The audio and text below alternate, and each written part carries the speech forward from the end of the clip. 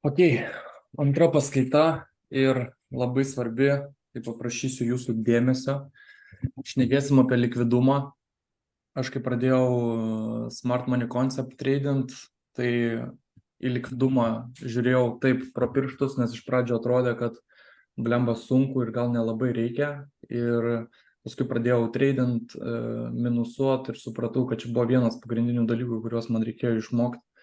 Ir kad likvidumas yra bene svarbiausias dalykas aplamai markete. Nes visos dienos esmė tokia ir yra market makerių, tai išmušti retailams stopus ir trading į liquidity poolus, kur restina liquidity, kur yra jų pinigai, ane? Tai kaip tik esu įmetęs skaidrę iš šiandienos euro charto.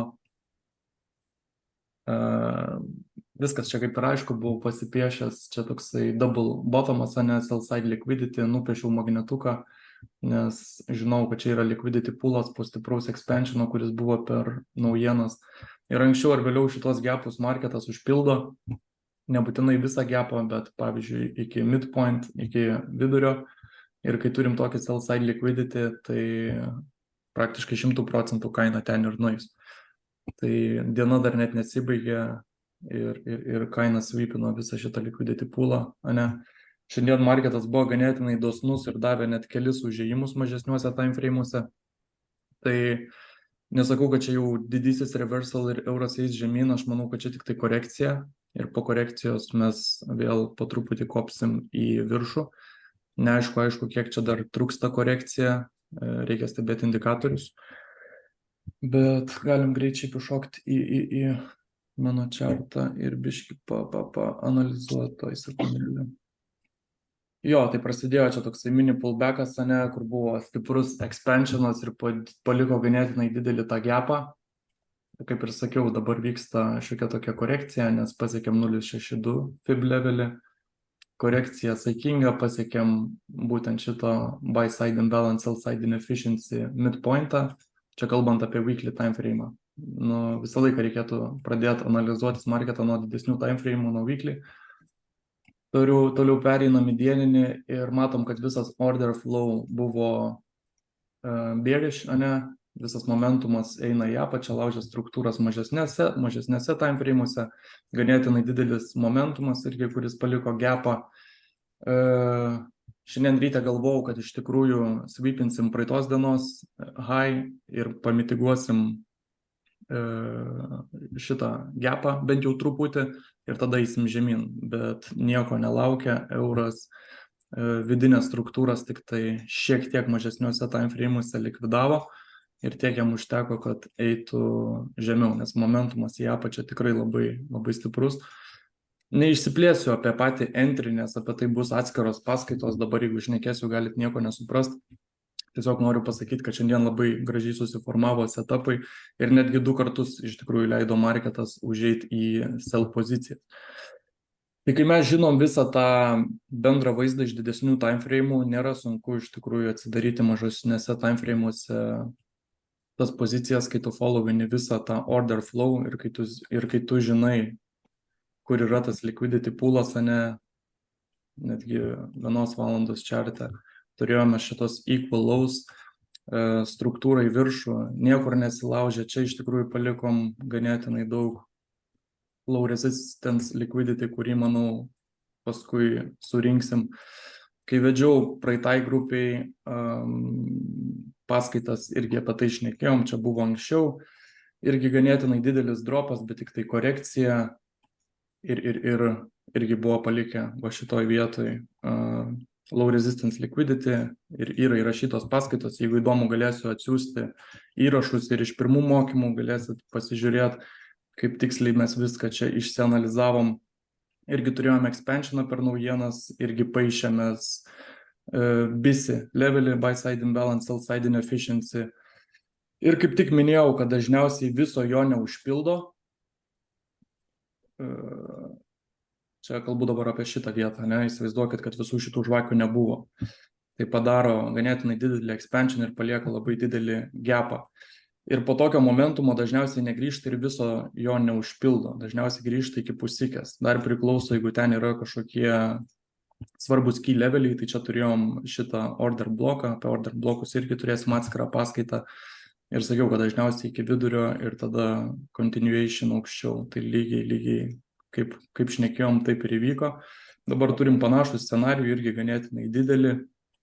Ir ta korekcija, sakau, žiūrėsim iki kiek jinai čia vyks, vėl reikėtų FIBA piešti ir žiūrėsim, ar pamitiguos vidurių viso šito buy side imbalance, sell side inefficiency, ar pasieks 0.62 FIB levelį, bet mažesniuose timeframe'uose jau lauksim market maker buy modelių, kur jau laužysis struktūros, sweepins liquidity ir taip toliau.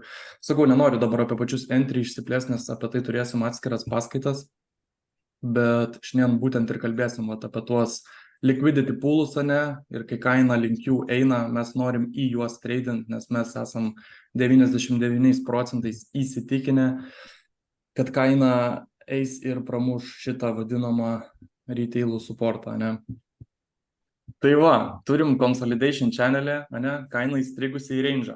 Kai kaina būna range, dažniausiai market makeriai sweepina liquidity į abi pusės, tiek į viršų, tiek į apačią. Ir retailas būna pasimetęs, į kurią pusę ta kaina iš tikrųjų juda. Tai turėsim apie tai skaidrę, kaip žinoti, kuris tas liquidity sweepas yra tikrasis ir kada kaina judės jau ten, kur jai reikia, Tai čia sakau, vėlgi retailų support, resistas, supportas apačioj, ir prasideda didelis momentumas ir jau galvoja retailas, kad čia break of structure, ten breakoutas iš channelio ir pradeda iš emocijos užsipirkinėti su market orderiu, nes jiems įsijungia FOMO, fear of missing out, jie nori pirkti, tada kaina boom apsisuka, pradeda eiti į apačią, jie užsidaro savo buy pozicijas, pradeda kiti selinti, tie tokie skalperiai, kur galvoja, blem, čia nesąmonę padariau, reikia selint. Selina, vėl liquidity sweepas ir vėl kaina šoka į viršų ir jie lieka išprievartauti, atsiprašant, ir nesupranta, kas vyksta tą marketą, kodėl čia kaina pirmyn atgal šokinėja. Tai sakau, market makeriai tiesiog iš tokių žmonių susirenka pinigus ir ramiai keliauja toliau, kur reikia. Net iš šitos mažos skaidrės, kurią esu čia pasidaręs, matau, kad čia buvo nedidelis fair value gapas, kur tiesiog užfilino neužfilintus orderius, ir kaina tiesiog nuėjo ten, kur ir turėjo nueiti. Čia irgi paprastas pavyzdys, kaip susirenka buy stopus, kad kaina galėtų eiti žemiau. Tai vėl pritaikysiu tą patį pasakymą, kad kaina eina aukščiau tik tam, kad galėtų eiti žemiau, ir kaina eina žemiau tik tam, kad galėtų eiti aukščiau, Nes visą laiką market makeriai nori selint prie ko geresnių kainų ir nori užsipirkinėti prie ko geresnių kainų. Tai jie papušina tiesiog nuo šitos vietos su buy orderiais, paskui sell orderiai, buy orderius užsidaro, ir eina toliau. Tai čia irgi retail pasaulyje, sakykime, double topas pas juos yra labai šventas ir jie jau praktiškai atsidarinėja tas sell pozicijas, bet neišlaukia, atsidaro anksčiau laiko ir jeigu jų stop lossai ten, nežinau, 10 pips ar 15, tai greičiausiai juos suvalgo. Plus čia irgi su šita žvakė, kaip ir matot, jau kaip ir ale pramušiam rezistą, bet nepramušiam, palikom tik tai spaiką, tai šitas irgi prideda retailų prieskonių, kad visgi niekaip kaina negali pramušti to rezisto, ir galimai eisim žemyn. Žemyn ir nuėjom, bet tiesiog po liquidity sweepo. Retailai, tai čia vadino false breakoutų, šitą būtent judesi. O tai jūs matėt, kai aš jums šėrinau savo euro chartą? Jo, tas matėsi. Ok. Tvarkoj. Tai įsivaizduokim dabar, kad turim bearish order flow ir kaina eina žemyn didesniuose timeframe'uose. Dabar nekreipkite dėmesio į kairinį variantą, pradžiai kalbėsim čia apie šitą dešinę pusę, Tai sakykime, turim expansion to the downside, einam į apačią ir prasideda korekcija, Ir korekcija atrodo būtent taip. Po truputį, su labai mažai volume, kaina pradeda daryti higher highs ir higher lows, Toks gaunas mini trendas mažesnėse timeframe'uose. Šitą trendą aš vadinu tiesiog sūrio dėjimu retail traderiam, kad įvilioti juos į spastus. Tai būtent šita apatinė dalis yra vadinama unprotected low resistance low, todėl kad jinai jinai yra neapsaugota, nes neįvyko neįvyko nei market shiftas, neįvyko nei liquidity sweepas, niekas. Tiesiog kaina dropino, tikrai esat matę, kai kaina pradeda stipriai krist žemyn ir žmonės pradeda atsidarinėti buy pozicijas, bandydami pagauti tą dugną, Jie galvoja, kad viskas, čia jau kaina turi suktis ir bando užpirkinėti. Tai gaudo tą vadinamą krendantį peilį. Bet iš mano praktikos aš nesu matęs, kad kaina stipriai kristų ir iškart apsisuktų ir šautų į kitą pusę. Nebent tai būna per naujienas, kai vieną pusę papušina likvidumui ir tada šauna į kitą pusę. Bet kai natūraliai marketas juda žemyn ir stipriai su momentumu, niekada nebus taip, kad tu pagausi tą bottomą, užpirksi ir kaina gražiai atkils į viršų ir tu pasidarysi profito. Taip jį kažkiek atkyla, bet tai yra tiesiog natūrali korekcija iki tam tikrų point of interest, nuo kurių mes galim nebent atsidaryti poziciją į toliau krentančias kainas. Nes, kaip ir sakiau, šita apatinė dalis ji yra neapsaugota. Čia yra low resistance liquidity. Turėsim apie tai skaidrę ir su vizualizacija bus paprasčiau viską supras. Bet galiausiai kaina atkyla ir dažniausiai, kai atkilimas būna toksai, kaip čia ir pavaizduotas, su mažu volume, su to mažiuku tokiu trendline, tai dažniausiai jisai net nebus gilus. Dažniausiai jisai pasiekia ten pirmą kažkokią tai zoną, kur gal palikom nuo momentumo ten mažiuką fair value gapą. To irgi užbėgsim šiek tiek įvykiams už akių, pasakysiu, kas tas fair value gapas. Patikiam fair value gapą, užpildom orderius ir keliaujam toliau žemyn. Tai čia vienas iš scenarijų, kaip gali atrodyti tas korekcija. Dabar kairiai pusėje šiek tiek atrodo sudėtingiau, bet nieko čia sudėtingo nėra. Tai irgi buvo didelis expansionas į apačią, bet čia jau šiek tiek įdomiau. Kaina truputį atkilo, vėl pasileido, padarė double bottomą, sakykime, Tada vėl kyla į viršų ir gaunasi jau šitoj vietoje iš tikrųjų break of structure, Irgi retailas pradeda galvoti, kad įvyko jau break of structure, gali įsijungti FOMO, jau čia kaina nueis be manęs, jau čia dugnas, reikia greičiau užsipirkinėti. Ir tie žmonės, kurie labai skuba į traukinį, dažniausiai sušoka į buy pozicijas ir tada prasideda liquidity sweepas, Jau pirmoji, man atrodo, skaidriai šiek tiek apie tai kalbėjom. Ir kai įvyksta liquidity sweepas, jau mes turim protected low vadinamą. Ir tai reiškia, kad būtent toks apsisukimas gali būti ne tik kad korekcija, ta korekcija bus ko gero ir gilesnė, ir ilgesnė, nes kaina turi iš ko kilti, jinai susirinko stopus, turi likvidumo ir jau apsaugo tam tikras bullish zonas, tai order flow jau po truputį sukasi mažesnėse timeframe'uose. Čia dar niekas nesisuka, čia nebuvo jokių break of structure, nes čia nebuvo jokių tenai vidinių struktūrų, čia buvo tiesiog paprastas atkilinėjimas, mažesniuose timeframe'uose, sakau, tas vadinamas trendline'as, bet tiesiog sūris pastose ir galiausiai kaina apsisuka ir vis tiek išmuša visus stop lossus. Kas čia atsidarė, bandydamas pagauti bottomą, kas čia atsidarė, nesvarbu, kur atsidarė, visus juos suvalgė, nes čia visur buvo jų pinigai, Tai va, šitas apsisukimas, ko gero, bus gilesnis ir ilgesnis. Ir iš tikrųjų taip netgi gali atrodyti aplamai reversal. Jeigu turėjom bearish order flow, vadinkim downtrendą į apačią iš didesnių timeframe'ų, tai galimai su tokiu apsisukimu mes pradėsim netgi kilti viršų ne tik mažesniuose timeframe'uose, bet ir didesniuose. Tai sakykime, jeigu čia jau kažkoks rimtesnis order blokas nebetlaikytume, sulaužytumėm struktūrą, tai ko gero jau ieškotumėm pozicijų į long. Bet aišku, apie tai bus plačiau. Kol kas aišku iki čia, kuo skiriasi šitie? Viskas aišku, bet break of structure gali patikslinti, kas tai yra, nes, pavyzdžiui, aš matau ir kairiai tai. Jo, apie break of structure. Dešiniai irgi yra break of structure, ne? Tiesiog, kad ar kažkokia struktūra turi būti special, nes aš kiek žinojau. Ne, break of structure dažniausiai turi būti po kažkokio liquidity sweepo. Jeigu nebuvo jokio liquidity sweepo, tiesiog taip atkelinėjat, čia nėra break of structure. Break of structure šitam pavyzdį būtų, jeigu šitą viršūnę sulaužytų, arba jeigu čia kairiai pusėje būtų buvę kažkokių tai panašių į čia, būtų susidaręs kažkoks range'as, tada kaina paeitų žemiau, liquidity sweepas būtų ir tada laužo jau prieš tai buvusias struktūras. Apie tą market shiftą irgi iš tikrųjų turėsim paskaitą, apie tai šnekėsim, kada įvyksta tas break of structure, ane? Market shiftas. Tai tas break of structure galima sakyti realiai, kad ir kaip ir support resistance, jeigu pramuša, tai retailą vadinama, ne? Support Kairiai- resistant. Ne, kairiai- market structure shiftas va taip va ir atrodo, kaip čia yra nupieštas iš tikrųjų. Kai sulaužo paskutinę buvusią viršūnę.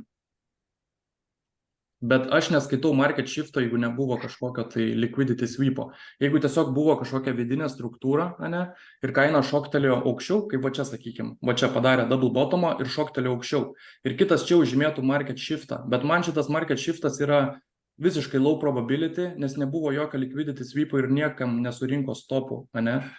Ir jeigu toliau va taip atkilinėtų, aš neskaityčiau čia kaip break of structure, čia visiškai nenaudingas dalykas. Va kaip ir čia. Čia irgi atrodo laužo struktūras, ne? Vieną struktūrą. Bet, tipo, jo, suprantu, ką nori pasakyti, bet, ta prasme, terminologija tai vis tiek ten turėjo būti break of structure, ne? Nes, tipo, vieną high numuša kitu. Nu, ta prasme, Jo. Supratau, ką dabar norėjai pasakyti. Jo, market shiftas čia kaip ir įvyko. Bet jisai yra nenaudingas mums, nes mes neturėjom jokio apsaugoto low, ane? Mes žinom, kad jeigu mums tiesiog va taip gražiai deda trend line, tai reiškia tik dėl to, kad market makeriai mus bando įvilioti spastus ir kad mes nuo trend linijos atsidarinėtumėm buy pozicijas ir kad mūsų stop lossai būtų žemiau, ne? Čia stop lossas, galiausiai čia stop lossas, kas gaudė tą kirvį ir labai apsidžiaugė, kai pagavo ale patį bottomą, ne? Ir galvoja viskas, čia išlaikysiu dabar belekiek ir bus viskas gerai, o kaina tiesiog šiek tiek padaro korekciją iki kažkokio tai key levelio ir toliau eina žemyn. Tai čia va screenshotas kaip tik iš mano čarto, kaip tai atrodo vizualiai, ne? Tai irgi turėjom expansioną į apačią ir sakau, žmonės jau pradeda gaudyti tą bottomą ir čia šiek tiek atkilo, bet čia nėra market shiftas ar break of structure, ne? Čia yra tiesiog low volume, toksai atkilinėjimas su mažu down uptrendu, ne? Ir žmonės jaučia buy, galvoja, kad viskas po tokio kritimo jau būtinai kaina turi suktis. Nežinau kodėl, bet retailas su tokia logika dažnai treidina, kad jeigu stipriai kaina nukrito, tai jinai privalo apsisukti. Jinai neprivalo apsisukti, jinai gali padaryti kažkokią saikingą korekciją, šiek tiek atkiltane, bet galiausiai jinai vis tiek eis žemyn, sakykime, jeigu iš didesnių time frame'ų nepasiekia kažkokių tai svarbių levelių, ten, sakykime, daily order bloko ar kažkokio weekly order bloko, ne? Jeigu mes ten žiūrim weekly time frame'ą ir matom, kad kaina sustojo in the middle of nowhere, ten visiškai vidury kokios nors žvakės, ne? Tai mes suprantam, kad nuo to žvakės kaina neapsisuks ir neis į kitą pusę. Jinai turi būti prie kažkokio tai key levelio. Tai reiškia, sakau, arba fair value gapas, ir dabar pasakysiu, ką reiškia tas fair value gapas. Tai kaip ir čia, ne, didelis momentumas į apačią, pradėjo atkilinėti ir šita žvakė, šita geltona žvakė ir sekanti geltona žvakė. Tai pirma ir trečia žvakė, tarp jos, matot, yra tarpas. Čia yra vadinama inefficiency, fair value gap, ane? Čia yra neužfilinti orderiai, kai būna didelis momentumas, įeina daug pinigų į marketą ir tiesiog jis stipriai pradeda krist ir nespėja užfilinti visų orderių. Tai dažniausiai tada kaina grįžti kitų fair value gapų, užpildo juos ir keliauja toliau, ane? Irgi apie tai dar kalbėsim plačiau, nes fair value gapus mes naudosim savo entry pointam, čia irgi yra labai svarbus dalykas. Bet šitoje vietoje entry pointo nelabai yra, ne? Šitoje vietoje yra entry pointas, kai kaina jau atkilo, ane, ir užpildė šitą fair value gapą ir vėl prasidėjo į apačią. Čia sulaužė struktūrą, ane, nes čia jau sweepino liquidity, čia jau kaina buvo pakritus, sweepino šiek tiek liquidity, nors liquidity čia sweepin net neprivalo, nes mes čia ne reversal, mes neapsisukinėjom kažkokiam botome, mes tiesiog pamitigavom jau zoną, kurią turėjom pamitiguoti, šiuo atveju fair value gapą. Ir vėl prasideda expansionas į apačią, bet čia toksai, čia reikėtų turėti attention to details, žinai, nebus visą laiką, kad market makeriai tau duos tokį, va čia užeik, žinai, akivaizdų. Čia irgi paliko nedidelį fair value gapą tarp šitos ir šitos žvakės, ne? Šita žvakė ir šita žvakė. Matot, čia irgi yra tarpas. ir kaina pradėjo eiti žemyn, vėl būna, kad selleriai šoka anksčiau laiko, ne, čia susimeta savo stop lossus, bet kaina vėl grįžo, užpildė šitą fair value gapą, čia yra susidaręs order blokas, bet nenoriu, sakau, išsiplės, nes čia jums viskas dabar pradės tiesiog maišytis, noriu palikti šitą paskaitą apie likvidumą, nes ir tai nemažai tos informacijos. Bet jo, čia buvo pirmas entris, kur galima buvo užeiti nuo fair value gapo, expansionas ir čia vėl paliko labai didelį gapą, kur irgi jį užpildė būtent iki čia ir vėl ėjo toliau žemyn. Tai visą laiką marketas juda tokiu principu. Kažkoks expansionas, korekcija, tik reikia suprasti, iki kur bus ta korekcija ir kurioj vietoje mums reikėtų atsidaryti tas pozicijas. Ir kai mes užpildom su ta korekcija kažkokias tai svarbias vietas, turim išmokti tose vietose užeiti į poziciją. Ir aš jums sakau, po šitų mokymų jūs, kai treidinsit, ta prasme, stebėsitės patys savim, ant kiek įmanoma nuskaityti tą chartą. Ta prasme, kartais pačiam neišneša galva, kai aš jau pasakoju irgi pirmąją grupėje, aš pasikviečiu savo draugį ir aš jai supasakoju, kas dabar bus, sakau, va kaina nueis čia aš atsidarysiu ir jinai nueis ten. Pasikviečiu po pusę valandos, sakau, žiūrėk, pamini, ką sakiau, žiūri ir, ta prasme, how, Tai bus netgi tokių, kad užsimesit entry, nors ir stipriai kaina ten bus pakritus, užsimesit entry, kaina atkilinės, darys korekciją ir būtent toj vietoj, kur bus jūsų entry, kabins jūsų entry ir nei poros pipsų nebeis link jūsų stop losso, o pavyzdžiui, bum, įsijungs ten, užeis smart money ir ten su 2 ar 3 15 minučių žvakiam šaus į apačią ir hitins jūsų take profitą. Tai labai malonus jausmas taip nurydinti chartą ir tada tu supranti, kad nėra čia taip, kad viskas juda bele kaip, vis tiek yra kažkokie algoritmai ir vis tiek yra kažkokios taisyklės. Negali būti taip, kad niekas neveikia. Nesakau, dabar irgi pats žiūrinėjęs iš pirmos grupės savo paskaitas ir praktiškai ką ten jiem pasakojau, išti savo chartą ir matau, kad viskas taip ir veikia, kaip aš šnekėjau būtent per tas pamokas. Tai labai malonus dalykas. Sakau, kai išmoksit skaityti, tai kartais patys negalėsit patikėti. Tai va, taip atrodo unprotected low, kai kaina tiesiog dropino ir po truputį pradėjo atkilinėti, tai žinokit, kad jinai tikrai toli neatkils tokiu būdu, tiesiog pasieks kažkokią zoną, padarys mažą korekciją ir tada toliau važiuos link sell side liquidity, Ir čia yra protected low, kai turėjom double bottom, tada sweepina liquidity, tada break of structure ir mums niekur nereikia skubėti, mums reikia iš pradžių, susižiūrėti, ar laikys mūsų ten order blokas, susidaręs, ar laikys mūsų fair value gapas ir taip toliau. Ir pavyzdžiui, kai turim jau antrą expansioną, vėl antrą koją, vėl break of structure, vėl korekcija, mes galim iš antro karto užeiti. Ir tas antras kartas yra žymiai saugesnis variantas. Nebus aišku taip, kad kiekvieną kartą marketas taip lengvai duos užeiti po 2 kartus.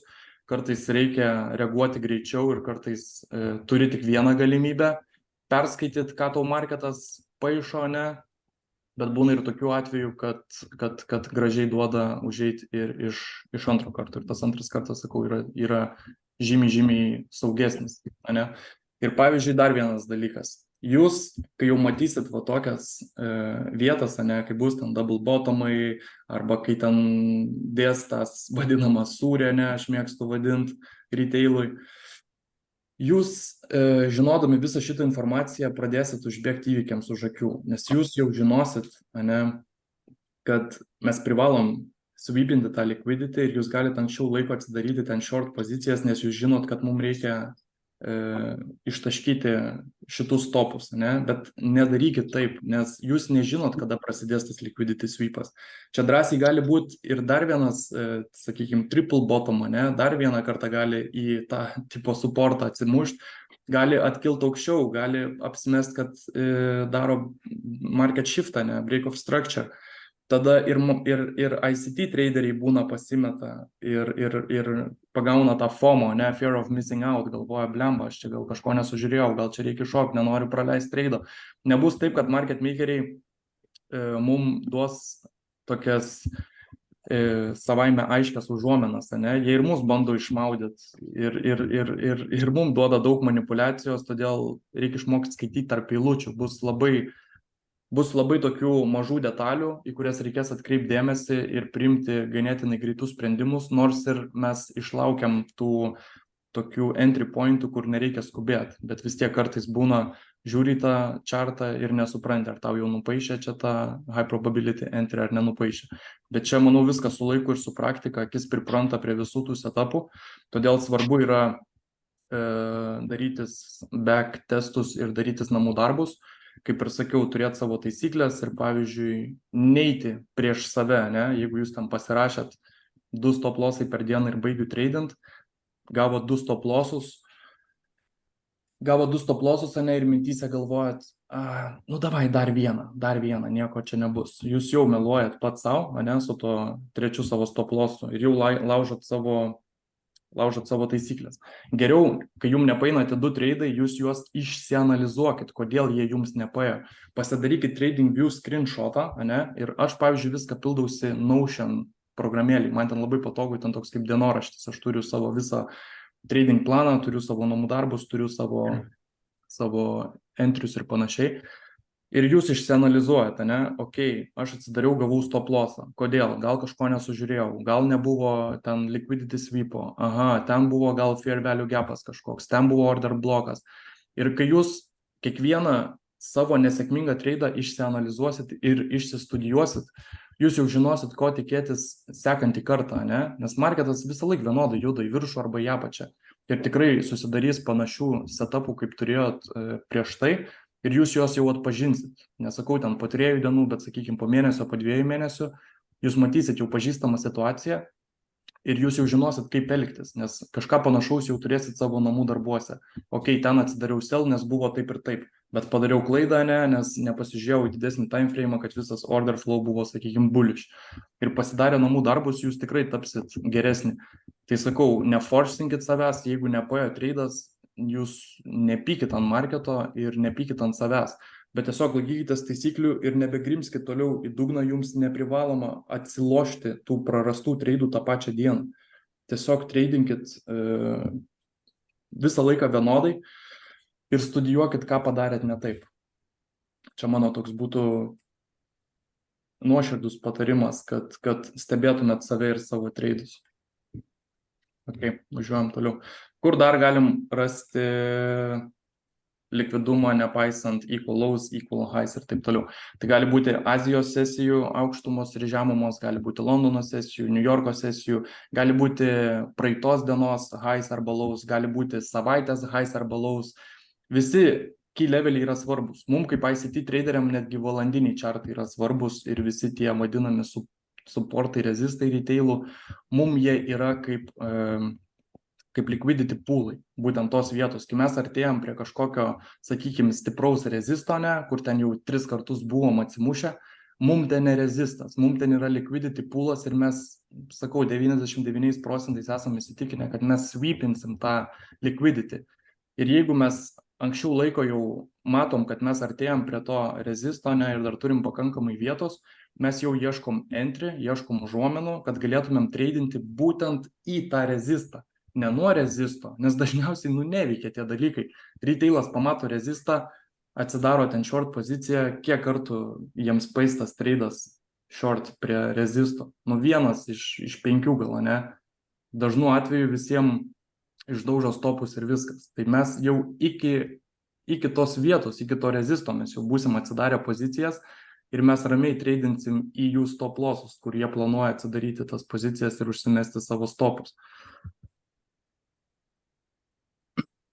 Čia grįžtant prie to, kaip atskirti, kai susidaro range'as ir consolidation channelis, į kurią pusę eisim. Tai vėlgi, sakau, kad didesni time frame yra mūsų tėvas ir jeigu turėjom bearish order flow ir matom reversal pattern, ne, tai čia irgi, sakykime, jau didesniam time frame įvyko kažkoks stop outas, ne, ištaškė retailą, įvyko market shiftas, matom, kad laiko mūsų bullish PDAs, ne, kažkokie order blokai, jau kaina po truputį kyla ir įstringa mažesniam time frame kaina į range, ane?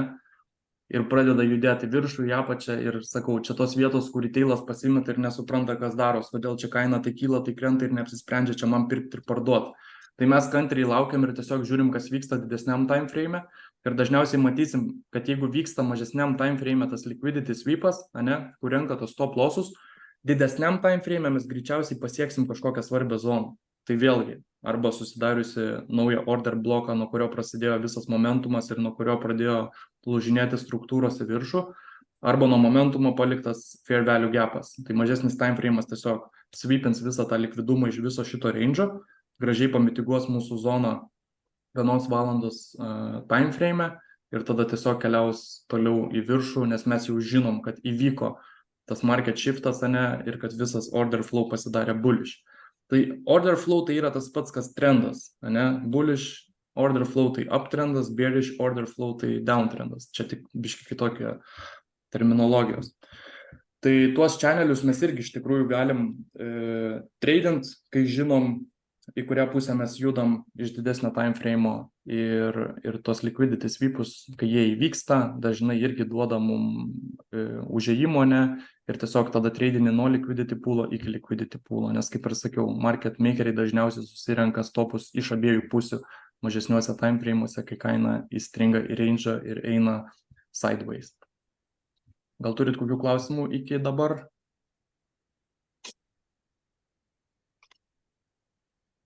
Kol kas nieko, viskas aišku. Ok, važiuojam toliau.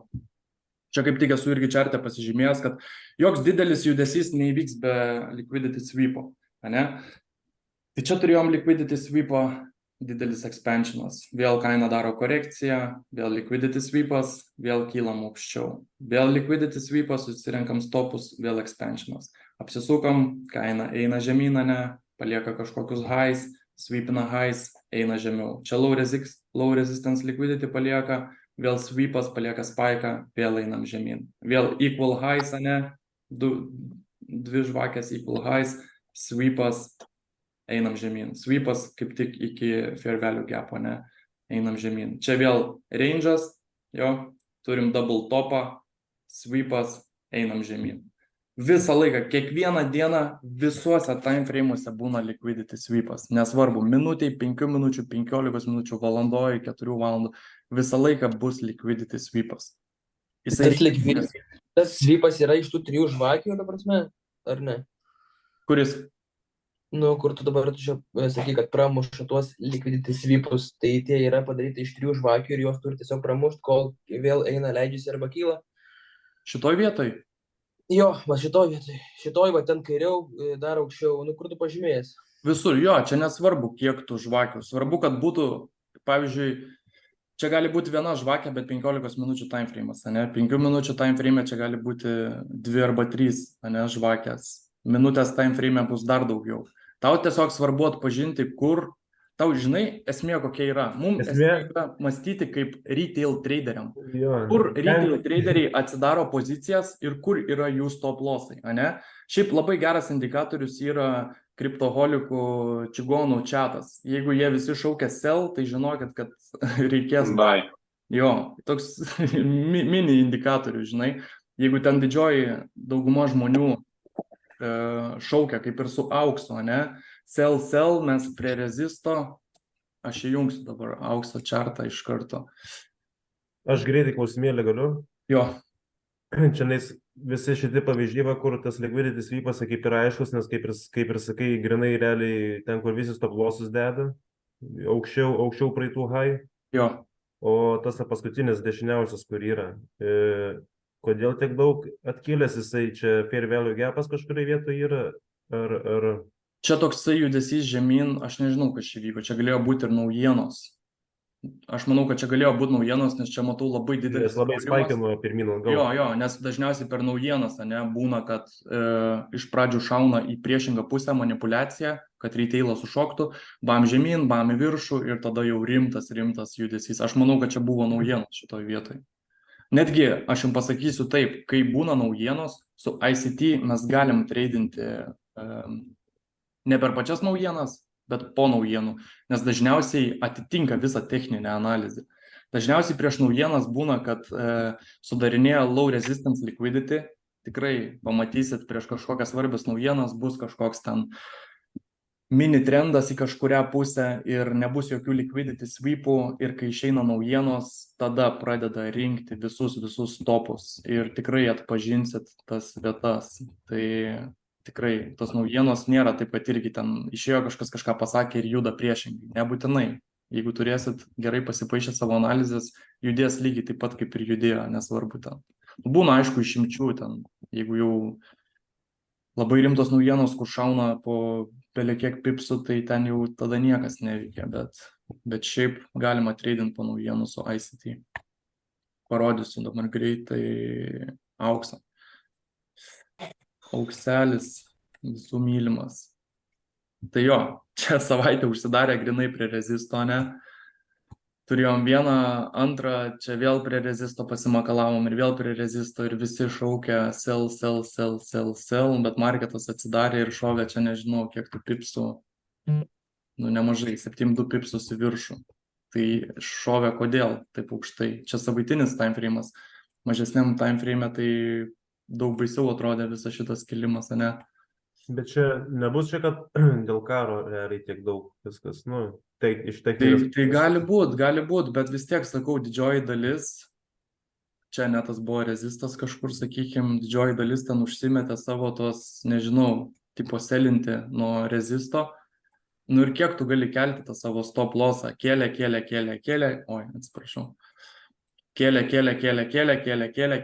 tai įsivaizduoju, kiek čia šiandien žmonių likvidavo, kai jie galvoja, kad kaina turi dropinti, nes mes ale prie labai stipraus rezisto. Čia ta prasme ir durniui aišku buvo, kad milijonai žmonių selina, nes galvoja, kad čia labai stiprus key levelis, užsimeta anksčiau laiko savo tas sell pozicijas ir suvalgia visų pinigus, tiesiog market makeriai. Nes aš čia virš šito rezisto galėčiau, nežinau, net nupiešti tokį didelį dolerio ženklą, užmesti irgi čia va magnetą ir parašyti ateik pasiim mano pinigus. Čia ir durniui buvo aišku, kad kaina tikrai pramuš ir susirinks visus tos stopus. Ir tada jau, kai susirenka visų žmonių stopus, tai okei, vyksta kažkokia korekcija, ne? Žodžiu, tas auksas, tai sakau, apeit jį kilometro spinduliu geriau. Rodo, ne? Jo. Ok. Šitas dalykas mums padės išeiti iš savo pozicijų, kad mes žinotumėm, kur nusimesti savo pozicijas. Nes nebūtina, pavyzdžiui, tradinti 1:3, kaip aš, pavyzdžiui, tradinu. Man užtenka 1:3, bet jeigu jūs esat prakutę, ne, ir sugebat nurydinti marketą iš didesnių timeframe'ų ir žinot, į kurią pusę jisai eina, tai 15 minučių timeframe'e pagavus entry jūs galite sutradinti ne 1:3, bet 1:10, ne? Tik reikėtų žinoti, kur yra tos zonos, kur reikėtų užsidarinėti partial pozicijas, nes būtų kvaila tiesiog laikyti 1:10 ir nenusimetinėti profito. Tai kai turim kažkokį swingą, ane, sakykime, 15 minučių koja, įvyko irgi expansionas, ane, į apačią ir prasidėjo pullbackas, ane, kai sulaužo kažkokią struktūrą ir prasideda pullbackas, mes nusipešiam dealing range high ir dealing range low. Ir su Fibonacci retracement tool'u, žinot, ne, kas yra Fibonacci retracement? Ar yra kas nežino? Čia bus skaidrė, kaip jį pasidaryti. Tai su Fibonacci retracement, ar eit man dabar į chartą parodyti, ar užbaigti ir paskui parodyti? Užbaig. Gerai, užbaigsiu. Tai yra Fibonacci retracement tool'as, ne, ir nuo tos visos swingo kojos viršaus iki swingo kojos apačios piešiam Fib retracement, ne, ir jisai pasidalina į 3 dalis. Čia yra vadinamas equilibrium, puselė, ir čia yra discount zona apačioj, o čia premium zona. Visą laiką bus viršus premium zona, apačioj discount zona. Ir jeigu mes esam premium zonai, mes tikrai niekada nepirksim, ir kai būsim discount zonai, mes niekada neparduosim. Tai mes norim atvirkščiai, kai būnam premium zonai, mes norim pardavinėti prie premium kainų, ne? Ir kai būnam discount zonai, mes norim užsipirkinėti. Čia irgi yra labai svarbus dalykas, kai darome entry, žinoti, ar mes esam discount zonai ar premium zonai. Jeigu mes esam prie equilibrium, tai neatsidarinėjom iš vis jokių pozicijų, nes būna, kad į equilibrium irgi reaguoja ir kaina nebūtinai čia tiek atkils, o gali atkilti būtent iki viso šito range'o vidurio, ane, ir tada toliau keliauti po truputį į apačią. Tai čia yra vienas toks iš indikatorių, kur galima nusimesti partial pozicijas. Jeigu jūs, sakykime, čia kažkur apačioje susiformavo mum high probability entry, atsidarėm trade'ą, ane, 15 minučių ir matom iš didesnio time frame'o, ten valandos, sakykime, kad mes viską padarėm, ką turėjom padaryti ir mes jau eisim aukščiau, ane, laužysim struktūras tenai, atkilinėsim iki kažkokių, sakykime, daily levelio, ane. Ir jeigu turit bolsus ir laikysit tą poziciją ilgiau, tai sakau, nusimetinėkit partial pozicijas. Tai pirmas dalykas, kur norėtumėt nusimest. Jeigu čia bus kažkokios struktūros žemiau, tai galit nusimesti prie previous high, ne prie pačio pirmo, jeigu jau vyko tas break of structure, tai čia jau galit būti ramus. Prie equilibriumo nusimeščiau, tada prie old high nusimeščiau dalį pozicijos, tada jeigu didesnio time frame'o vėlgi yra kažkoks fair value gapas, nusimeščiau poziciją. Praktiškai iš 3 kartų aš jau nusimeščiau visą poziciją. Tai prie equilibrium nusimeščiau dalį, ane, prie old high nusimeščiau antrą dalį ir viską, kas liko, pasilikčiau iki kažkokio fair value gapo arba order bloko. Dar ilgiau nelaikyčiau, nes čia jau ne faktas, kad mes pramušim dabar tą dealing range high, ane, ir kilsim aukščiau. Čia gali būti, kad irgi vyko korekcija, bet tokia gilesnė, pasiekėm kažkokį rimtą order bloką ir toliau važiuosim žemyn. Tai ilgiau laikyti tokios pozicijos nesinorėtų. Dažniausiai... Ką? Taip pats visada treidini prie 1:3, arba prasidavinėjai TCAUT, ne, gaunasi. Ne, aš dažniausiai tiesiog treidinu 1:3 ir dažniausiai, jeigu aš atsidarau kažkur čia, tai mano tas 1:3 net nesiekia equilibrium. Tai man net nereikia sukti galvos, kad kažkur nusimetinėti partials. Aš atidarau ir palieku, man arba paina, arba nepaina. Ir niekada netreidini. Partials? Ne, aplamai netreilini, tik pro to stop losso neperkelinėjai. Nu būna, ne, stop losso perkeltai iš vis Nu, ta prasme, jeigu treidas eina į tavo pusę, tai stop lossą keli viršų, nu, ar čia... Ne, niekada taip nedarau, nes negalima taip daryti. Jeigu eina į viršų, ane, ir tu persikelsi stop lossą, okei, kaina truputį vėl grįši kažkokio fair value gapo, išmuš tavo stopą ir nueisi viršų ir tu toks galvosi, blem, tai jeigu tu jau gerai nurydinai savo strategiją ir perskaitai marketą ir žinai, koks yra trendas ir kur kaina juda, tai tau nereikia to stop lossą persikelinėt. Tu turi jau 100% būti užtikrinęs savo tą atidarytą poziciją. Tau negali būti jokių klaustukų, tu negali aplamai būti toks pam, tipo, blem, ar čia. Ta prasme, marketas visą laiką rodys ženklus į abi pusės. Tau gali atrodyti ir sell, ir buy. Bet esmė, kad tu turi išmokti perskaityti jį taip, kad mažesni time frame'ai tavęs netrigerintų. Nes dažniausiai triggerina tai mažesni time frame'ai. Mažesniuose time frame'uose tu gali pasimest. Nes ten laužo pastoviai struktūros tiek į apačią, tiek į viršų ir tu nebesupranti, tai čia uptrendas ar downtrendas. Bet kai tu išsistudijuoji, sakau, valandinį 4 valandų chartą, tai tu nebesimėtai, tu žinai, kad visas didesnio time frame'o order flow yra bullish, ane? Viskas, 15 minučių irgi tu nebekreipi dėmesio į tą kažkokį korekciją, kad kaina eina žemyn. Jeigu eina žemyn, tai dar geriau, gal pasieks discount zoną, duos tau entry ir galėsi šokti į long poziciją, ane? Tai jo, su stop lossų perkelinėjimais nereikėtų taip daryti, nes, sakau, gali persikelt. Kaip tada vyksta treido treilinimas? Nu, tai vis tiek gaunasi taip, kad jeigu tu stop lossą perkeli į viršų ir kaina eina į viršų ir po to netyčia... Ne, galima užsidarinėti. Tau nereikia perkelinėti stop losso. Kai tu turi, pavyzdžiui, atidarę, sakykime, 3 lotus, ne, kaina pakilo iki equilibrium, tu gali užsidaryti poziciją 1 lotą ir tau liks 2 lotai. Tu gali taip daryti. Tai tas stop lossas niekur nepersikelia, stop lossas kur buvo ten ir lieka, tu tiesiog užsidarai dalį savo pozicijos, tu jau fiksuoji profitą, ane?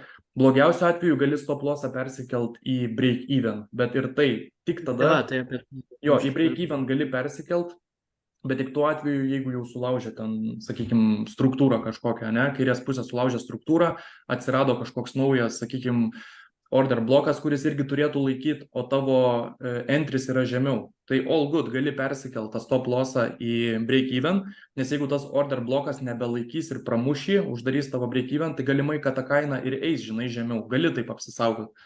bet aš stengiuosi taip nedaryti. Aš kažkaip pasitikiu savo žiniom, savo strategiją ir jeigu aš jau atidarau treidą, aš būnu 100% įsitikinęs, kad aš viską gerai padariau. Ir ta prasme, jeigu man nepaeina tas treidas, aš nebesupykstu, aš tiesiog išsianalizuoju ir galiausiai, kai išsianalizuoju, aš suprantu, kur aš padariau klaidą. Nes nebūna taip, kad nepaėjo tau treidas ir tu nesupranti, kodėl. Tu supranti, kodėl jis tau nepaėjo, nes tiesiog nesužiūrėjai kažkokių detalių. Ir paskui, kai viską susižiūri detalės, užsirašai į savo žurnalą, kad va, prasileidau treidą, bet nes buvo tas ir tas, nepamačiau to ir to. Viskas. Būna kada nors taip, kad nerandi, dėl ko nepaėjo treidas. Kad Nu, žiūri, atrodo viską, matai, kad viskas lyg ir turėjo eit, bet nėra. Nematai kažko, kodėl nepaėjo. ne, žinok, retai taip, ne. Dažniausiai vis tiek, jau kai marketas nupaišo, supranti, kad kas čia įvyko ir kodėl. Per anksti, pavyzdžiui, šokai, kad ten dar buvo irgi FOMO, ne, kur biški manipulacijos, tada vėl kaina grįžo, ten išpušė kažkur stopus ir tiesiog gal paskubėjai. Dažniausiai būna taip, kad paskubi, bet labai retai būna, kad nesuprasčiau, kodėl nepaėjo treidas. Aš dažnai ką norėjau paklausti šitoje vietoje, kadangi tu su fundedais treidini, tai, sakykime, tavo pozicija ten, nu, kaip jeigu 1:3 tu treidini, ten vėl 1% yra stop lossas, tai tikiesi, kad Ne, 3% iš tikrųjų, į viršų. kai einu challenge būna 1% risk, unfunded 0,5% rizikuoju, tai tas 1:3 gaunas 1,5%. Supratau, bet tokiu atveju, jeigu tu neperklinėjai stop losso, ar ne, sakykime, kažkurio momentu tavo pozicija yra, na, 1,5 arba 2% viršuje ir jinai tada eina žemyn iki tavo pačio pradinio stop losso, kuris yra 0,5% arba 1%. Ir visumoje tu gaunasi, kad tu minuse esi 3%. Realiai tik vieną minusą, ne? 1% minuso. Bet jau funded accountas skaičiuos 3%. Va šitas labai... Kodėl 3 skaičius? Kodėl 3? Fundedas skaičiuoja nuo aukščiausios vietos, kuri buvo equityje. Aš galiu dabar užkelti, pavyzdžiui, turiu 100,000 accountą, ar ne, 3%. Nu, čia jeigu tu laikysi treidus per naktį, gal nebent. Su ICT mes niekada per naktį treidų nelaikom. Jo, pas jos kiekvieną dieną nuo equity skaičiuojas. Bet tai čia treidai ICT. Taip, aš kelis jau taip sudeginęs accountus, man užkilo ten gerą pliusą turėjau, nenusėmiau laiku, pakrito pozicija, viskas. Dėl to aš visą laiką ir sakau, kad jeigu irgi treidinsit su fonde, taupykit ant savo kapitalo, nes treidint su savo pinigais visą laiką yra geriau. Aišku, daugiau rizikuoji, bet ilgainiui vis tiek bus geriau. Nėra ten kažkokių durnų taisyklių, dar kažkokių dalykų, tai jo, geriau turėti savo kapitalą, bet irgi su mažu kapitalu galit neturėti kantrybės ir tiesiog tas profitas jums neatrodys toks patrauklus ir galit tiesiog išvesti iš kantrybės ir galit nesunkiai paskui sudeginti. Tai sakau, reikia biški turėtų pinigų, bet irgi neskubėčiau, kol nebūčiau užtikrinta savo strategiją. Tai pradžiai iš vis net funded nerekomenduoju ten bandyti prasytos challenge'us. Pradžiai pabandykit nebent demo challenge'us praseitą, ne, arba backtestinti ir sakau, padarysit ten 100 treidų su euru, ne, 5 minučių time frame, pažiūrėkit, koks win rate'as, kiek pinigų pakėlėt, padarykit 100 treidų ant 15 minučių euro, padarykit 100 treidų su GBP USD ant 5 minučių, pasitestuokit, ta prasme, čia nėra kur skubėtų treidų, čia kiekvieną dieną tų galimybių milijonas. Ir jeigu praleidot kažkokį treidą, irgi nebandykit jau pavėluotai ten šokti traukinį. Tai jo, aš nežinau, ar jūs čekino tą FX Replay, ten yra labai šiaip smagi platforma, jinai ten kainuoja apie 3 eurų per mėnesį ir tenai pasirenkat, pavyzdžiui, datą, ne, sakykime, 22 metų, koks gegužės mėnuo ir pabaiga ten koks lapkričio mėnuo, ne, jum atsuka į tą laikotarpį ir tiesiog jūs galit prasisukinėti žvakės, bet atgal jau nebeatsuksit. Tai pasirenkat accounto dydį, sakykime, 100 000, ne, nu ir viskas. Jūs pabiškai prasisukinėjat žvakės ir matot, kad jums formuojas kažkoks setupas. Palei visas taisyklės susižiūrit, pasidarot gražiai savo entry, ne, stop lossą, nu ir viskas. Vėl prasukinėjat žvakės ir žiūrit, kas įvyko. Ar hitino stop loss, ar hitino take profitą. Ir jums automatiškai tenai užskaičiuoja kaip lost trade arba win trade. Ir gaunas tokia visa analizė ir su chartu, su viskuo. Rašo jūsų win rate, rašo jūsų risk to reward, rašo kiek pinigų. Nu toksai labai geras toolsas praktikuotis tradint. Žymiai smagiau atsiprašau, žymiai smagiau negu su demo accountų trading. Nes tenai toksai, toks išties stengiasi ir ten mažiau kantrybės reikia, nes tu iškart gali prasisukti tas žvakės iki savo tų vietų entry pointo, ne, kur jau matai, kad kažkas susidarinėja ir ten gali užžydinėti tas pozicijas. Ir taip, pasėdėt, nežinau, valandą, 2 pasistudijuojat, tos treidus irgi galit pasianalizuoti, kodėl paėjo, kodėl nepaėjo, irgi galit screenshotus pasidaryti, galite Notioną susimest. Tiesiog tokia savianalizė, yra būtina treideriams, būtina, sakau, darytis namų darbus ir save analizuoti. Nes jeigu kiekvieną dieną tiesiog be jokio plano durnai prisėsit ir galvosit, ai, čia Ernis sakė tą, čia Ernis sakė aną, pusę pamiršau, ai, čia nesvarbu, čia liquidity sweepas buvo, nebuvo, nežinau, ai, gerai, gal čia einam long. Nevyks tai prekybo.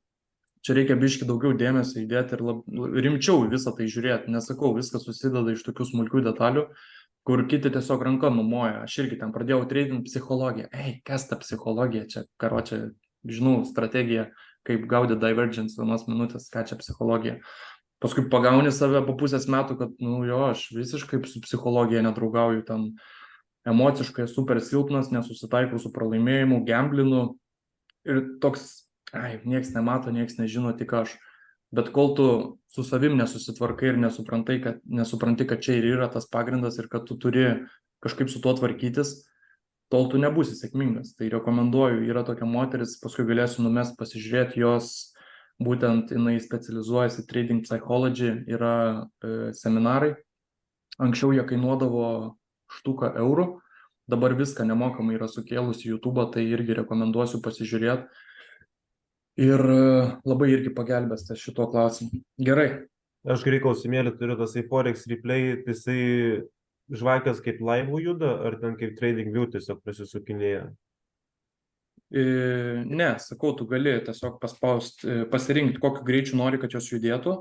Paspaudi play, arba gali po vieną žvakę tiesiog į priekį jas stumti, bet atgal nebepaisi, nebus taip, žinai, kad prasislinkai į priekį, pažiūrėjai, ten kaina nuėjo, atsisukai atgal, žinai, ir užmetai entry ir tau tipo paėjo. Taip ne. Tiesiog atsuks tave į tą laikotarpį, kurį pasirinksi būtent valiutą, kurią nori prekiauti, atsisuk žvakės ir jau kai tu susidėliosi entry, prasukinėsi žvakės ir žiūrėsi, kas ten vyko. Bet ten yra... Ką aš turėjau omeny, ta prasme, jeigu pasirinksi 5 minučių time frame ir paspausi, kad prasukti vieną žvakę, tai jinai 5 minutės judės, tiesiog tau parodys, kur atsidarė. Ne, jinai 5 minutės prasisuks. Atsiras nauja žvakė 5 minučių tiesiog. Tai kaip ant trading view, ta prasme. Jo, kaip ant trading view. Bet, ne tas pats ant trading view, replay ir tenai... Nes yra tas TradeZella toksai, man atrodo, tenais yra žvakės, kai laivų juda. Ta prasme, tu matai, kaip jinai tuo metu judėjo, žinai. Aha. Tai ten tipo šustriau. Aš čia nesu bandęs, bet tipo toks variantas. Reikės pačekinti irgi tada. Gerai, važiuojam toliau. Čia nežinau, ar screenshotą gal pasidarykit, ar nusifotkinkit, kas neturit Fibonacci retracement tool'o. Šiaip galiu iššokti greitai į chartą ir parodyti. Čia turi mane visus toolsus. Jeigu norit turėti būtent tokį pagrindinius toolsus savo susidėt, tai tiesiog spaudžiat čia ir prie, sakykime, infoline užsimetat žvaigždutę ir turėsit savo tokį toolboxą, ne? Tai čia turim Fib retracement šitoj vietoj ir jį galite užsimesti žvaigždutę ir kaip piešiasi tas Fib retracement, toj sekundę.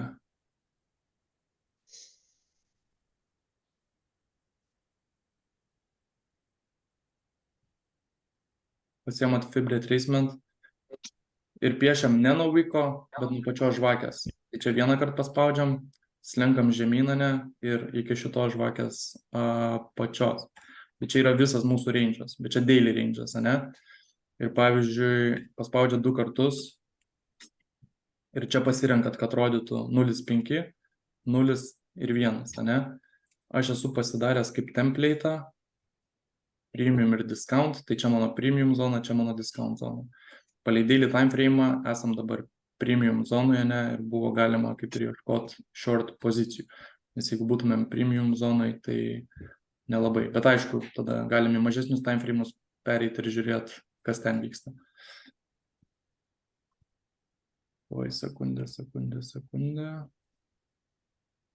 Tai va, 0, 1 ir 0,5. Jeigu norit išsisaugot, tai spaudžiat ant template, save as ir pasivadinat, kaip jums patogu. Aš tiesiog pasivadinęs PD, tai premium ir discount.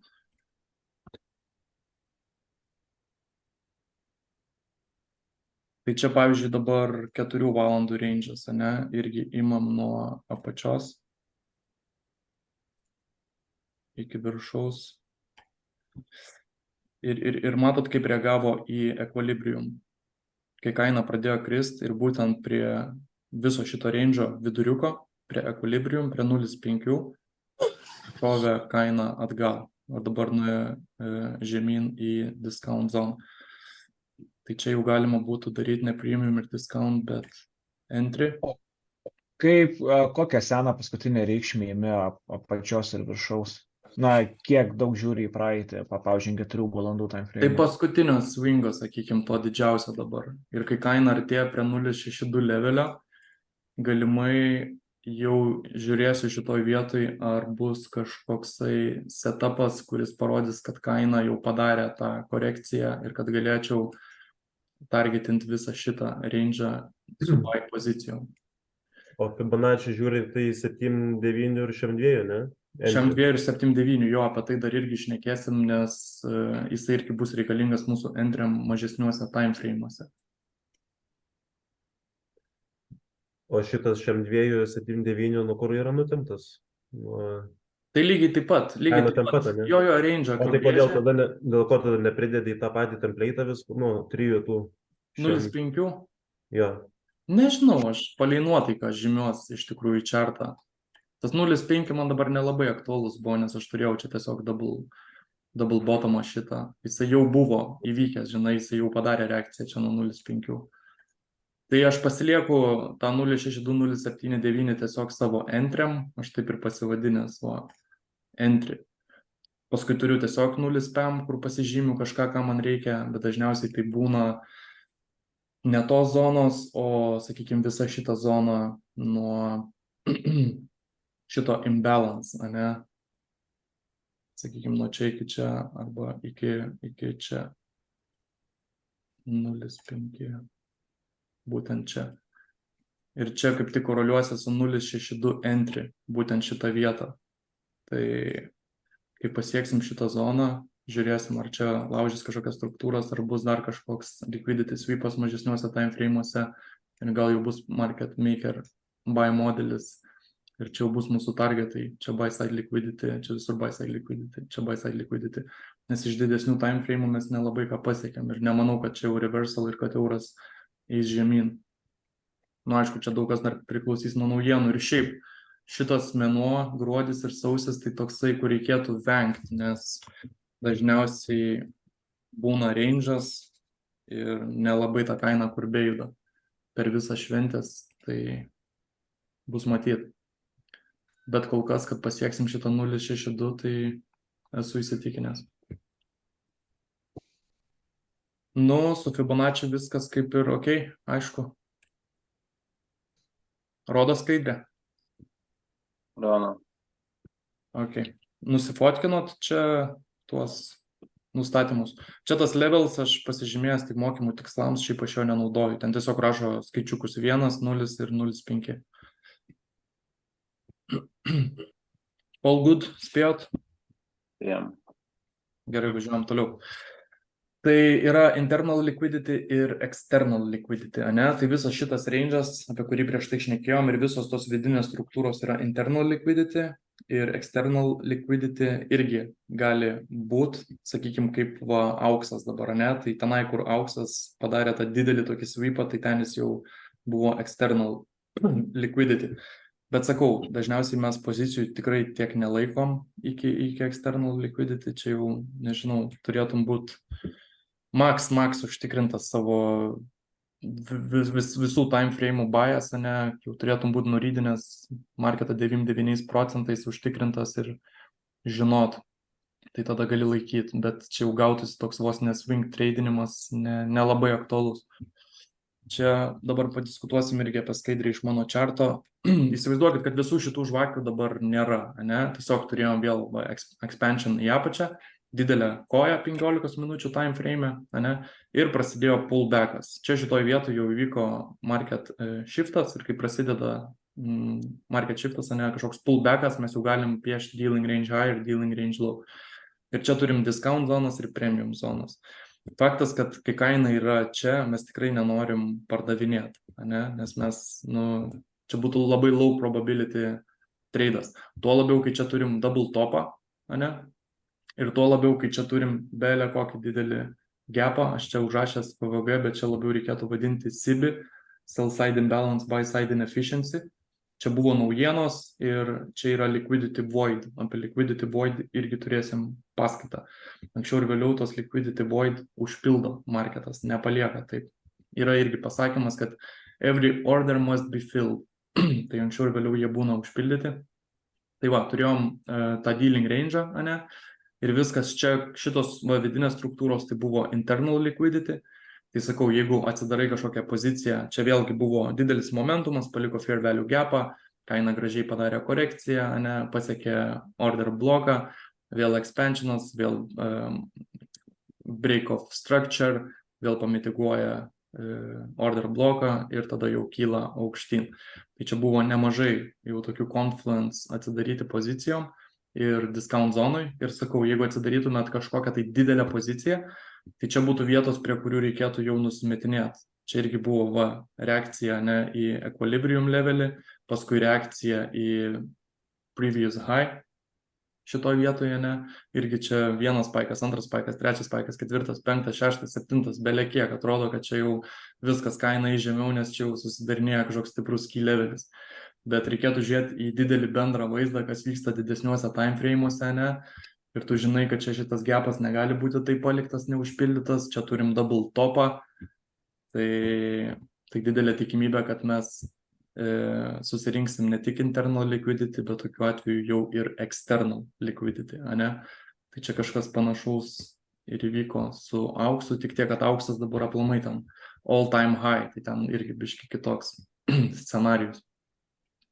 Bet čia visur yra liquidity poolai, ne? Tiek double topas visur virš, sakau, galim piešti dolerio ženklą ir magnetą. Kaina tiesiog traukia. Jeigu iš didesnių time frame'ų mes jau matom, kad vyksta tas, ne, reversal ir bullish order flow, tai čia mes jau turim labai daug confluence į savo pusę, susidedam visus faktorius, užeiti tas pozicijas. Ir jeigu aš čia būčiau atsidaręs poziciją, galimai būčiau netgi išlaikęs iki šitų double topų, kad tik profitas būtų kažkur šitoje vietoje.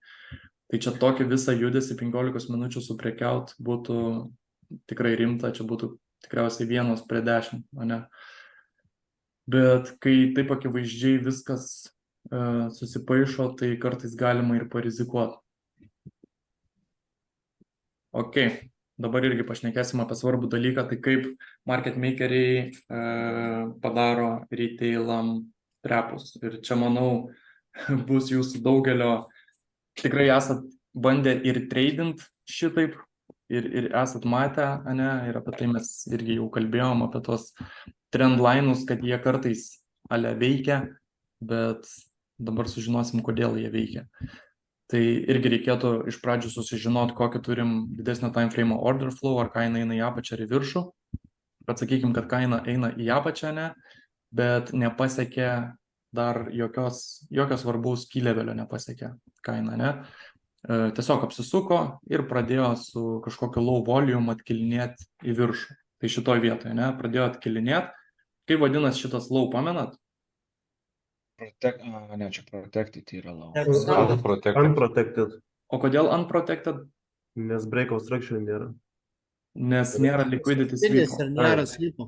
Jo, nėra sweepo.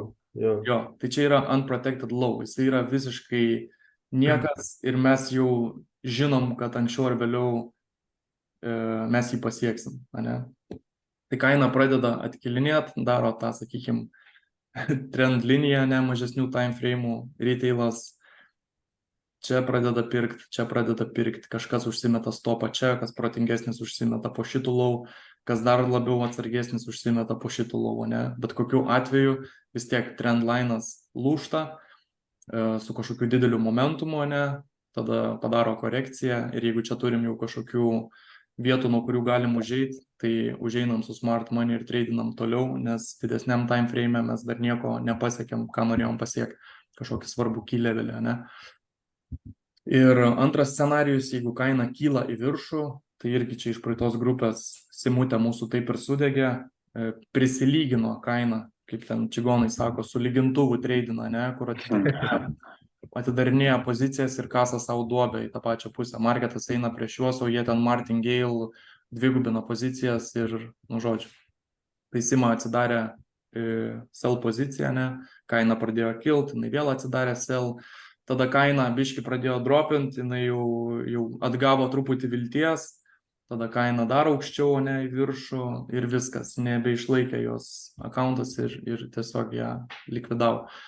Gal netgi ne čia likvidavo, galimai jinai dar turėjo vilties, kai kaina pakrito ir vėlgi pradėjo daryti kažkokį trendline'ą, ne, bet anksčiau ir vėliau vis tiek didesniuose timeframe'uose auksas kaip ėjo į viršų, taip ir nuėjo.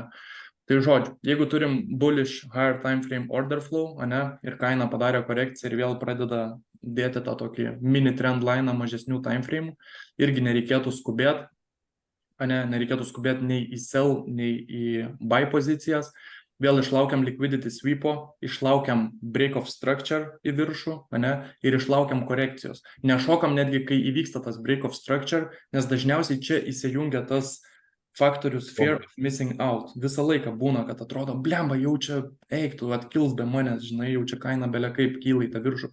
Nu, nebus taip, kad kaina pradėjo kilt ir kils. Jinai visą laiką daro tas korekcijas mažesniuose timeframe'uose. Nu, tai nešokit į poziciją čia, žinai, ant viršaus ir tiesiog išlaukit, kol kaina pamitiguos kažkokį tai order bloką, nes tie order blokai visą laiką susidaro, kur užeina smart money. Ir tos order blokus išmoksit irgi atpažinti, nesunku juos iš tikrųjų pamatyti, nes nuo tų order blokų prasideda tas stipresnis toks momentumas, kur užeina smart money dideli pinigai į marketą. Tai mes, būdami ICT traderiai, sakau, išlaukiam, kol marketas mums nupaišo visą struktūrą, ne? Kai išmuša visų retailų stopus, jie čia pradeda selint, nes galvoja, kad trendline'as nebeatlaikė, bet jie tiesiog nesuvokia, kas vyksta didesniam timeframe, kad mes einam į viršų palei savo tėvo, žinai, tos timeframe'us, valandinius ir dieninius. 15 minučių aplamai, jie tik paišo kelią, bet visa esmė vis tiek bus, kur kaina nueis ten per kelias dienas ar per kelias savaitės. Tai va, išmuša jų stopus, čia dar dauguma pradeda selinti, ne, tada kaina šauna į viršų, jie vėl pradeda pirkti, sakykim, tada kaina vėl žemyn, jie tada nueina nuo kompų, nes nebeturi su kuo treidint, o mes ramiai atsidarom poziciją prie susidariusio entry point'o, ne. Čia jūs dar netreidinkit iš to, ką aš jums čia sakau, čia tiesiog toks paprastas pavyzdys, nes apie entry tai mes turėsim atskiras paskaitas ir kur jau kalbėsim konkrečiau. Viskas, ir čia paskutinė skaidrė. Prisipažinkit, kiek iš jūsų esat atsidarinėję tai prie trendline'o buy poziciją ir metę stop lossus žemiau po šito įslau. Sočiai. Aš iš šortą čia mešiau. Kurioje vietoje šortą mes? Nu,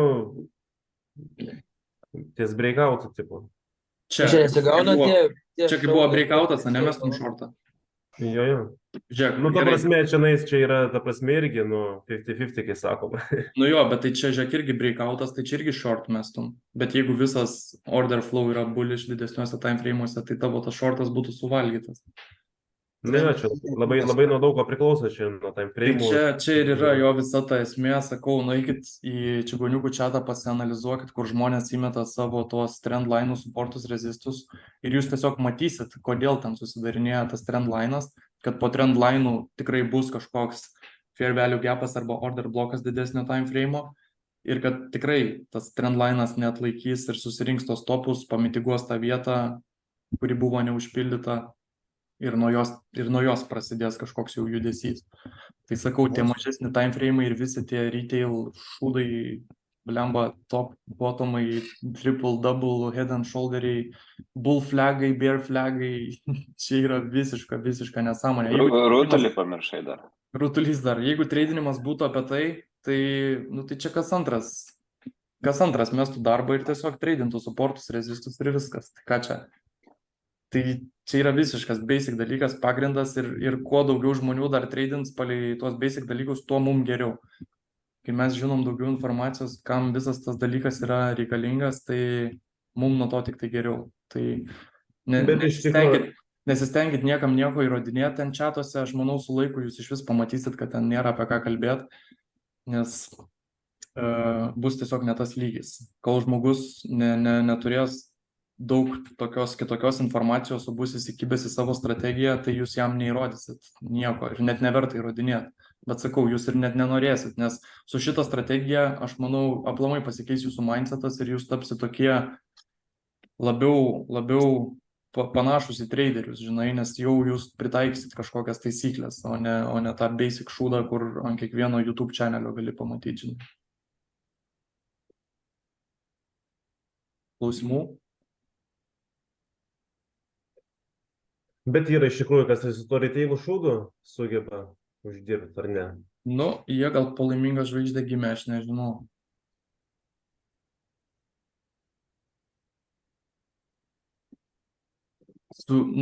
Nebent, nežinau, kaip tai turėtų atrodyti, kaip tai reikėtų. Pavyzdžiui, yra kas ant tos trendlininius breakoutus, kokias treidina. Tu kažką minėjai, kad yra kažkoks traderis, aš labai norėčiau pamatyti, kokią strategiją jis ten taiko ir kaip jisai sugeba long term. Yra vienas negras, kuris treidina, jisai Ameriką treidina, New York'e, NASDAQ, žinai, ir US 30. Tai jisai realiai, panašiai, realiai jo suportus, rezistus treidina, bet jisai šiek tiek vis tiek pritaiko to tokio confirmationo, kuriam yra entry, žinai, bet jisai taiko marketą žiūri ir aiškina taip, kad yra tie, kurie parduoda ir tie, kurie perka, žinai, ir ta prasme nėra jokių labai daug tokių taisyklių, aišku, jis irgi mato tos liquidity visus, bet, jisai kietas. Tikrai, ta prasme, ir jis ten visus edukuoja irgi, žinai, nemokamai, nereikia jam ten jokių pinigų iš kažko ir šiaip gali pasižiūrėti į CC Concepts. Tai, man iš jo mokytis buvo kažkaip, kiek aš ten žiūrėjau, ne kažkaip ne taip, žinai, atrodo. Bet jisai skalpina mažuose timeframe'uose, ne? Ne, jisai iš vis tik 1 valandos entry daro ir irgi. Ta prasme tikrai, bet jisai treidus jau laiko būna kelias savaitės. Jo, žinokit, nėra kažkokios vienos strategijos, kuri veikia. Taip, aš irgi kažkaip maždaug sakiau, kad tu gali geriausią strategiją turėti, bet čia vis tiek, kaip tu ją pritaikysi. Jo, aš tikiu, kad yra daug tų gerų strategijų, kurie ten savo pritaikė ir jiems sekasi, tai valio. Tiesiog, gali būti žmonių, kur sugeba ir tos suportus, rezistus kažkaip užtaikyti, pagauti. Turi kažkokias taisyklės, svarbiausia jų laikytis ir Tai, biški ten kitaip negu tiesiog suportai rezistai, bet jis bičas per metus 10 lemų įviniojo ir tada jam ten net brokeris užbanino, ta prasme, jisai dar po to Forexo mytę susitiko su juo, tai apsimetė, kad ten yra podcastas su juo, šiaip įdomu paklausyti jo istoriją.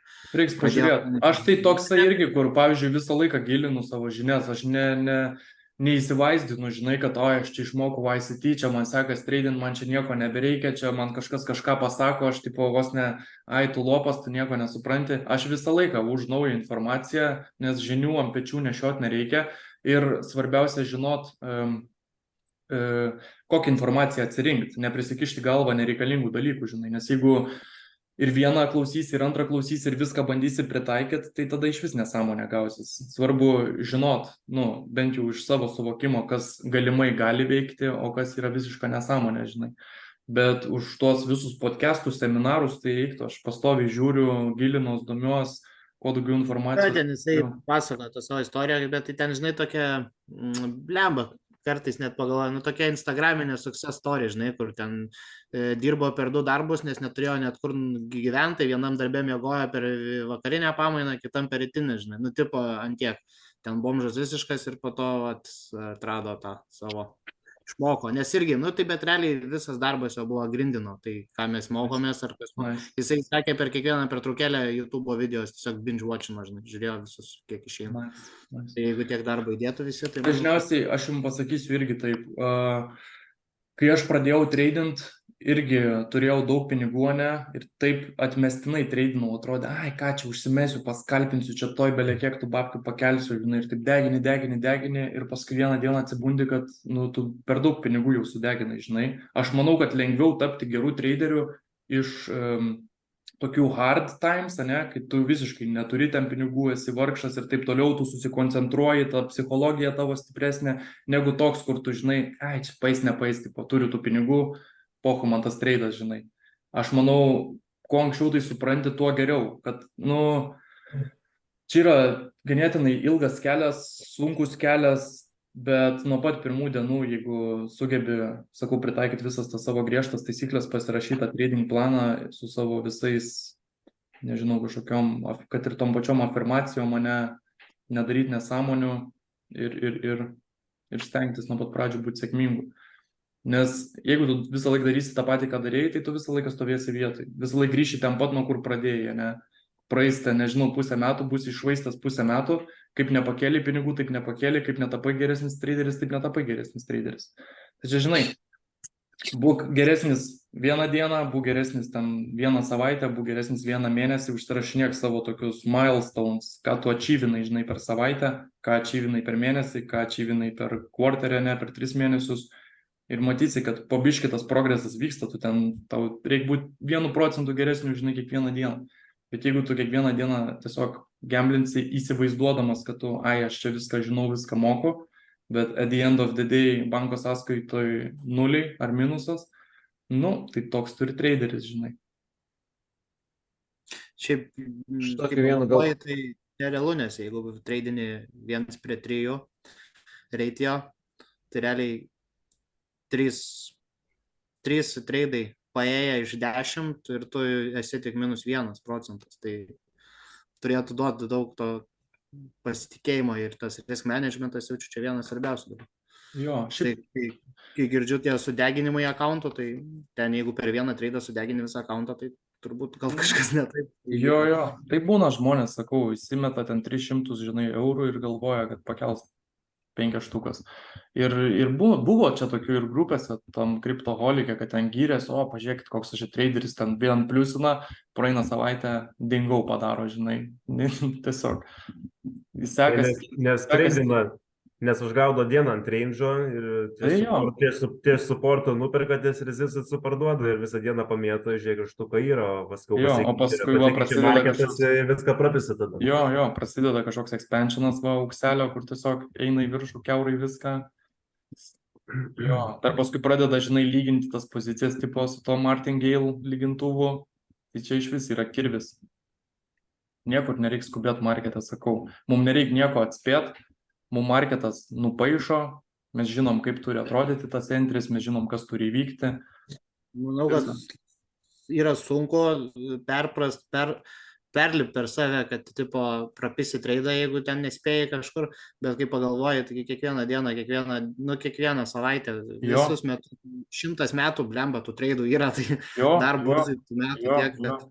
Nereikia visiškai niekur skubėti. Visiškai. Net būna, žinai, praeina visą savaitę, tu treidini, pasižiūri per savaitę ten -2% toks, žinai. Bet, nu ką padarysi, nepaėjo savaitę, blogą savaitę, žinai.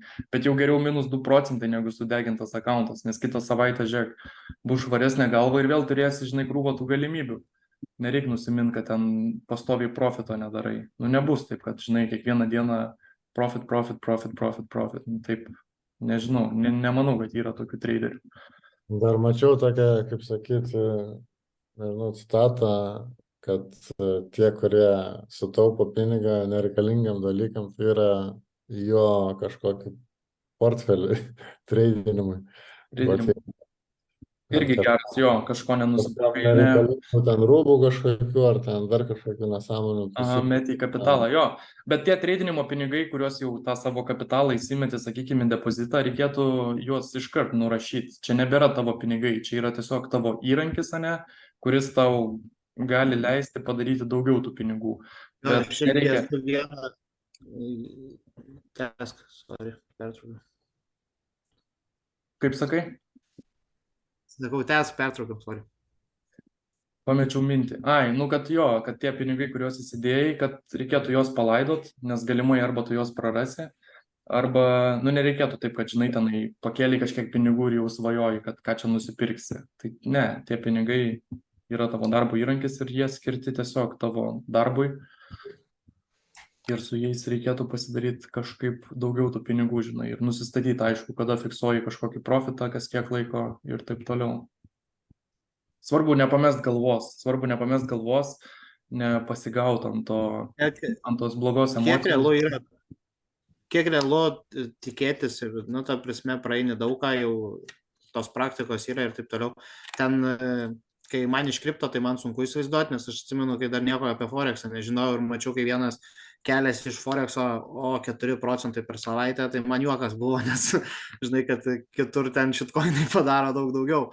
Bet jeigu kalbant taip, tai kokia yra toks tipo būtų normalus tikslas nusistatyti, tai tarkim savaitę, kiek, arba tarkim iš savęs paim pavyzdį, tavo savaitę, kiek maždaug dažniausiai būna procentų range pliuso. Ta prasme, suprantu, kad ten 10-15 čia jau yra labai dideli skaičiai, ne? Oi, ne, tiek tikrai nepavyksta. Sakau, būna, kad, žinai, savaitę užbaigi su minus 2%. Būna, kad ten... Jo, bet jeigu tai profitas vidurkis. Pijauta. Apie 3 iki 5% gal. Per savaitę, ne? Ne, čia labiau per mėnesį gal, žinau. Nuo bendro. Jo. Tau.